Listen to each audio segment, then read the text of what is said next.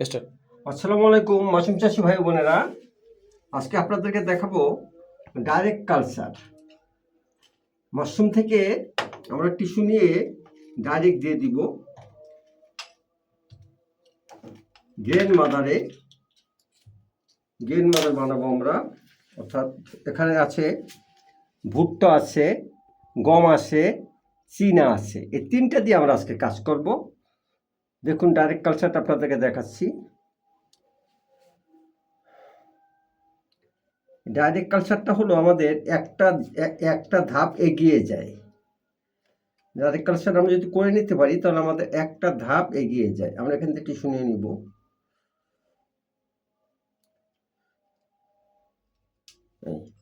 Mushroom কাটার মাথা থেকে আমরা টিস্যু নিয়ে নিব।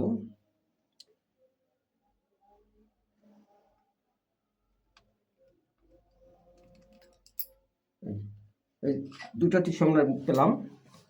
প্রথমে আমরা ভুট্টা দিয়ে দিচ্ছি। দেখুন এর হলো ডাইরেক্ট কালচার। ডাইরেক্ট মাশরুম কেটে মাশরুমের একটা অংশ আমরা দিয়ে দিব গ্রেনে। আমরা এখন দিচ্ছি ভুট্টায়।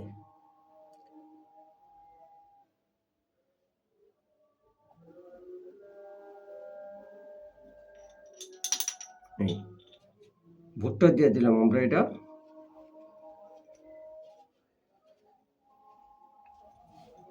এই দেখেন, এটা দেওয়া হচ্ছে, এখানে চলে গেছে। তো এখান থেকে রান শুরু হবে, সে বিভিন্ন দিকে চলে যাবে। আর আমরা দিব এবার গমে দিব একটা।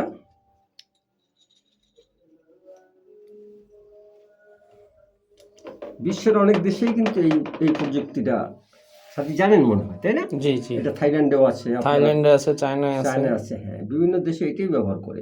তাহলে আমরা ওই যে প্রসেসটা এক ধাপ এগিয়ে গেল। হ্যাঁ, একটা ধাপ এগিয়ে যায়।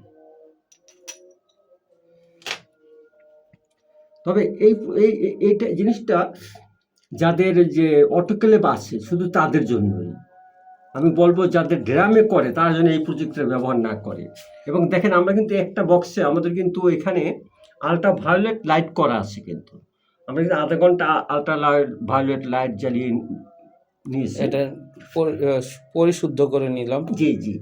আর সবচেয়ে ভালো হয় ক্লিন বেঞ্চ যদি থাকে কারো, ক্লিন বেঞ্চে করলে সবচেয়ে ভালো। আমাদের যেহেতু ক্লিন বেঞ্চ নাই, সেহেতু আমরা আলট্রা ভায়োলেট লাগিয়ে পরিশোধনটা করে নিলাম আর কি। এই প্রযুক্তিটা তারাই করবেন যাদের বিশেষ করে অটোক্লেভ আছে। অটোক্লেভ ছাড়া কিন্তু এটা করা যাবে না। সবাইকে ধন্যবাদ।